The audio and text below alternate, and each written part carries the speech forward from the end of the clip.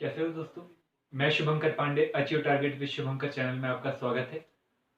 Last जो हमने world history का लेक्चर पढ़ा था उसमें हमने ग्रेट डिप्रेशन या विश्व मंदी के बारे में पढ़ा था 1929 की मंदी के विषय में हमने पढ़ने के बाद में आपसे प्रश्न वो ये पूछने की गुंजाइश में रहता है कि उस मंदी का प्रभाव भारत पर किस प्रकार से पड़ा, क्योंकि विश्व मंदी थी और विश्व में भारत भी आता है तो स्वाभाविक रूप से वहां पर प्रश्न बनने की संभावना रहती है।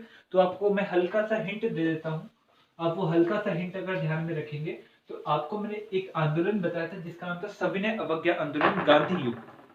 उस गांधी युग में अगर आप जाओगे तो आपको समझ में आ जाएगा कि गांधी के द्वारा आंदोलन को शुरू करने के पीछे की क्या कहानियां थी, क्या कारण थे, तो आपको वो विश्व मंदी भी समझ में आएगी। तो आप थोड़ा सा एक दूसरे से वहां पर इंटरलिंक करके जरूर पढ़ने की कोशिश करेगा। अब आते हम विश्व युद्ध।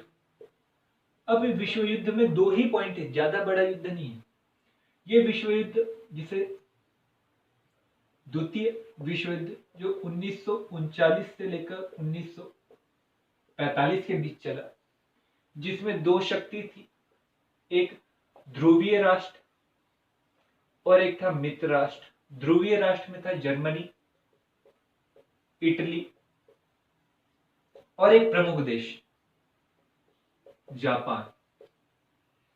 ये ध्रुवीय राष्ट्र थे। मित्र राष्ट्र की अगर बात करें, अमेरिका, कौन था बेटा? अमेरिका, ब्रिटेन जो नेतृत्व करता था, फ्रांस और एक प्रमुख देश जिसका नाम था रूस, जो इन तीनों से अलग था परंतु उसके बावजूद यहां पर। कारण क्या थे? हिटलर। हिटलर एक चतुर व्यक्ति था जिसका उदय के बारे में हमने बताया आपको लास्ट लेक्चर में। तो ये दो शक्तियां थी, एक ध्रुवीय राष्ट्र थे और मित्र राष्ट्र। यदि हम इनके कारणों के बारे में बात करें और इसके प्रभाव के बारे में, तो प्रभाव पर और कारणों पर हमारी चर्चा होगी और धीरे धीरे चर्चा होगी। और वो चर्चा कहीं ना कहीं आपको मैंने बिफोर सेकेंड वर्ल्ड वॉर के बाद समय आपके ऊपर चर्चा की और पहले के बारे में और आपको बताने की कोशिश की। आपको मैंने जर्मनी का एकीकरण बताया, आपको मैंने इटली का एकीकरण बताया और मैंने वर्साई की संधि बताई थी, आपको मैंने फ्रैंकफर्ट संधि बताई थी। कई सारी बातें मैंने आपको बताया। तो कई सारी बातें सामने होने वाली घटना के लिए जिम्मेदार होती है। आज मैं पढ़ रहा हूं तो मैं टीचर बना, आज मैं और अधिक पढ़ूंगा तो मैं आईएएस बनूंगा, तो मतलब आज मेरा अच्छा होगा तो भविष्य मेरा अच्छा होगा। तो मतलब हर घटना कहीं ना कहीं आगे की घटना के लिए जिम्मेदार होती है। तो इसलिए कारण के विषय में अगर बात करें तो कारण आपको तभी और अच्छे से समझ में आएंगे जब आपके पिछले लेक्चर आपको बहुत अच्छे से समझ में आ चुके होंगे। तो मैंने आपको पिछले लेक्चर में बहुत सारी बातें बताने की कोशिश की और बहुत सारी बातों में मैंने आपको समझाने की कोशिश की कि भैया क्या क्या हुआ और उसके बाद में उसका प्रभाव किस प्रकार से पड़ा। तो मैंने आपको एक संधि बताई थी जिसका नाम था वर्साई की संधि। ये वर्साई की संधि को कहा जाता है कि सेकेंड वर्ल्ड वॉर का कारण। तो वर्साई की संधि हुई थी कब?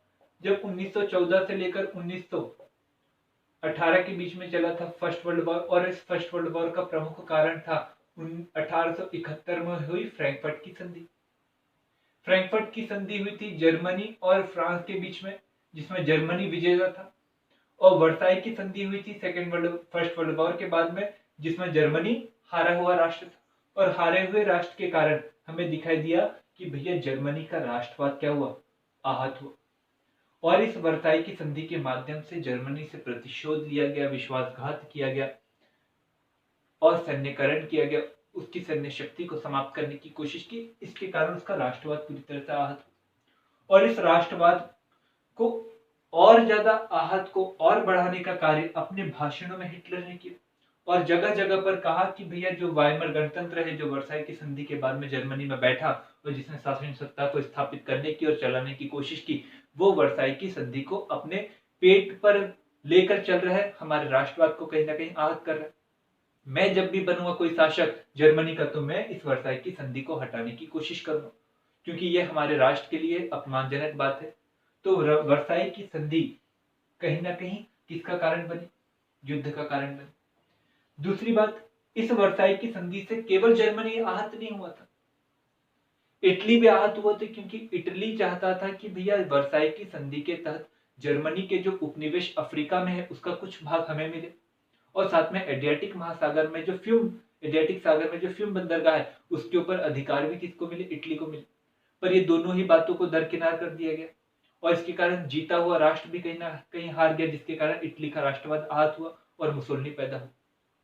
तो मतलब ये दोनों बातें कहीं ना कहीं वर्साई की संधि से निकल कर है। जर्मनी का राष्ट्रवाद और इटली का राष्ट्रवाद दोनों का आहत हुआ, और आहत होने का प्रमुख कारण क्या था, वर्साई की संधि। तो प्रमुख कारण क्या था, वर्साई की संधि। तो पहला कारण देखा हमने वर्साई की संधि। दूसरा कारण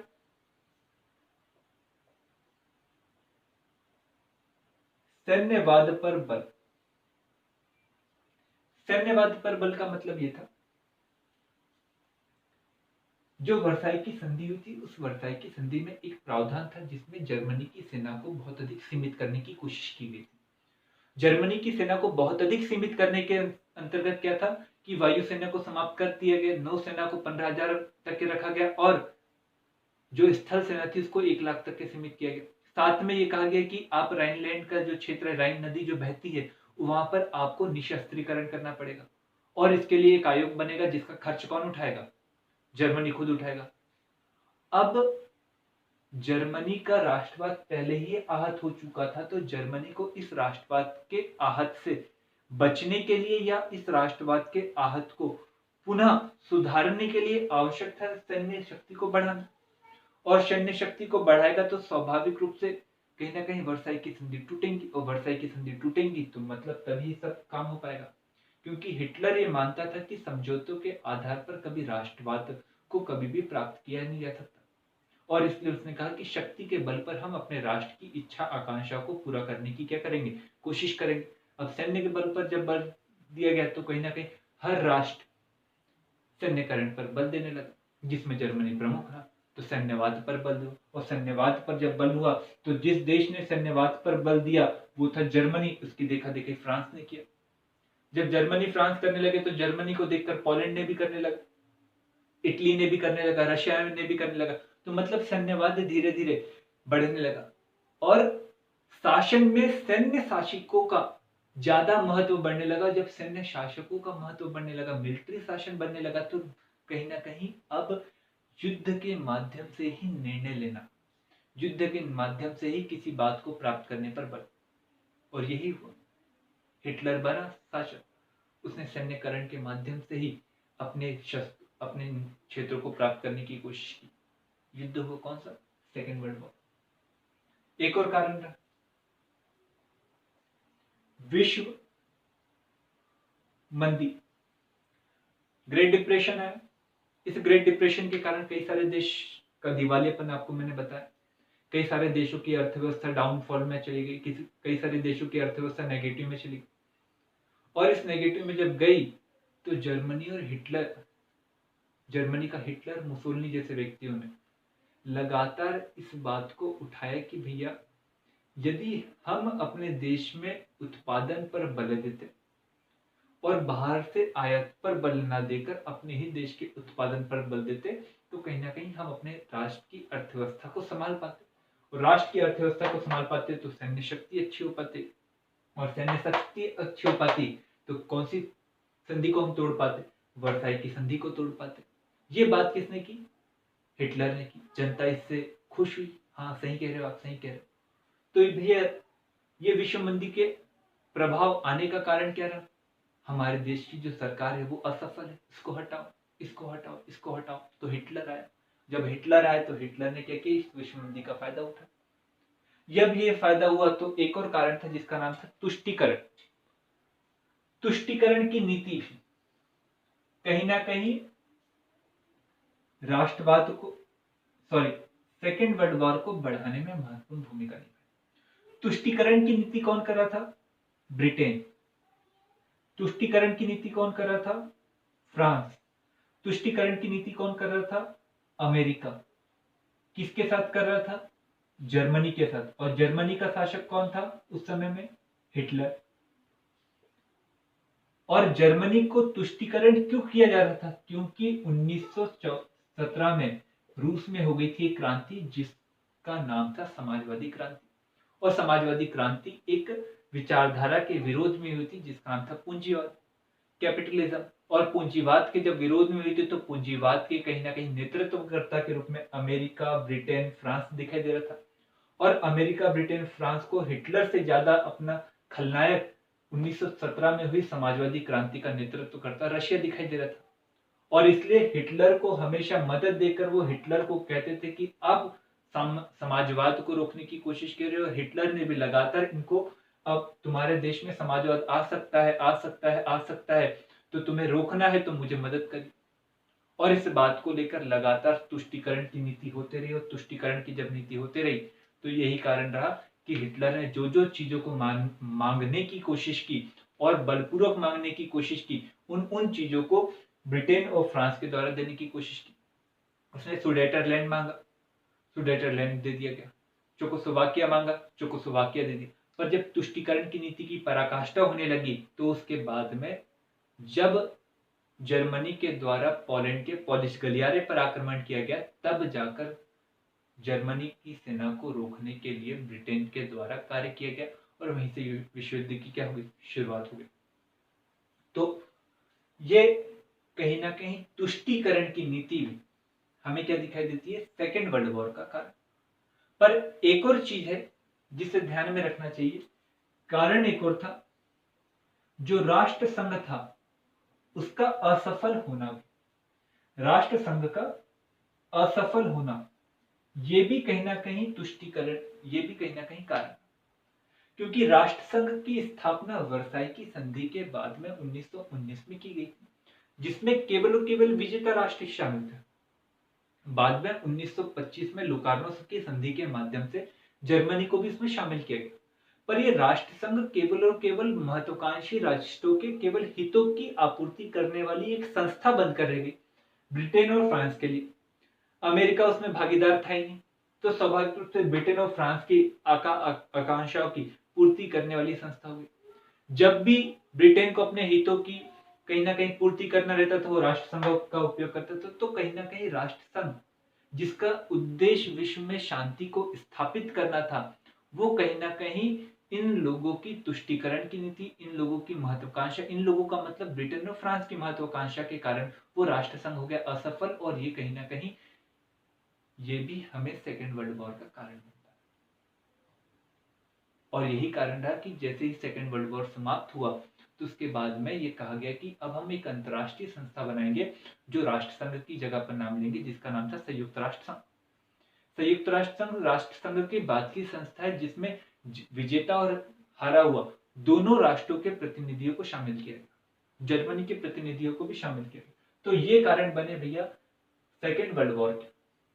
अब ये सेकेंड वर्ल्ड वॉर के इतने सारे कारण रहे, तो कई सारे और भी कारण हो सकते हैं, पर इसका प्रभाव क्या रहा? प्रभाव बहुत महत्वपूर्ण। प्रभाव हम 3 रूपों में देखेंगे। एक तो भैया भारत पर, चलो भारत को थोड़ा सा बाद में देखेंगे। पहला विश्व पर, दूसरा चाइना पर, चीन, और तीसरा हम प्रभाव की बात कर रहे हैं। किसकी बात कर रहे हैं? प्रभाव, इफेक्ट। पहला किस पर बेटा? विश्व पर, दूसरा चाइना पर, तीसरा भारत पर। भारत विश्व में जो भी घटना हो रही है, चाहे आप मॉडर्न इंडिया के जितने लेक्चर देख रहे हो, उन सभी लेक्चरों को आप विश्व घटना के साथ में भारत के ऊपर क्या है उसको आप हमेशा इंटरलिंक जरूर करिए। आप जब करोगे तो आपकी स्टडी का जो दायरा रहेगा वो बहुत अच्छा बनेगा। विश्व पर क्या पड़ा? विश्व एक और युद्ध को जब देखा तो उसके कारण प्रवासियों की संख्या में क्या हुई? वृद्धि हुई। और ये प्रवासियों को कई बार एक देश से दूसरे देश में जाना पड़ा। तो कहीं ना कहीं प्रवासियों की समस्या बढ़कर आई। ये प्रवासियों की समस्या प्रथम विश्व युद्ध की तुलना में ज्यादा गहरी थी। दूसरी बात, संयुक्त राष्ट्र संघ नामक एक संस्था की स्थापना है। संयुक्त राष्ट्र संघ नामक संस्था की स्थापना है जो पूरे विश्व में शांति को स्थापित करने की बात करेगा और उसके लिए कार्य भी करेगा। तीसरा, युद्ध में यूरोपीय शक्ति इतनी कमजोर हो चुकी थी कि अब युद्ध के बाद में यूरोप का दुनिया के ऊपर जो प्रभुत्व था वो कम हो गया और उस प्रभुत्व के कम होने के कारण अमेरिका एक महान शक्ति के रूप में उभर कर आया। अब एपिसेंटर बन गया कौन? अमेरिका। अब कौन बन गया? Epicentre America. अब विश्व की शक्ति बनकर कौन है? अमेरिका। दूसरी बात, अमेरिका ने युद्ध के दौरान और युद्ध की समाप्ति के लिए हिरोशिमा नागासाकी के ऊपर एक एटॉमिक बम गिराया और इस एटॉमिक बम को बनाने के विषय में सभी मित्र राष्ट्रों को जानकारी थी सिवाय रशिया के। और सिवाय रशिया के मतलब रशिया को इसलिए जानकारी नहीं दी थी क्योंकि वो समाजवादी देश था। और जब नागासाकी हिरोशिमा पर गिराया गया बम, उसके बाद में जब स्टालिन को पता चला तो कहीं ना कहीं जो मनमुटाव था वो मनमुटाव और बढ़ता चले गया। और जब मनमुटाव बढ़ता चले गया तो उसी के बाद में विश्व दो विचारधाराओं में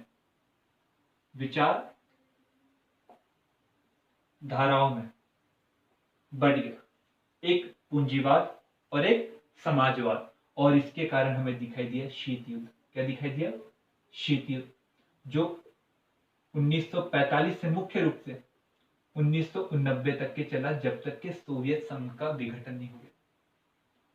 इसी शीत युद्ध में से निकलने के लिए, दोनों विचारधाराओं में किसी एक विचारधारा में नहीं जाने के लिए, नए राष्ट्र जो निकले हुए थे यूरोप के मकड़जाल से, यूरोपीय शक्तियों के उपनिवेश से निकले हुए थे, उनके साम्राज्य से, उनके द्वारा एक आंदोलन शुरू किया गया जिसका नाम था गुट निरपेक्ष आंदोलन।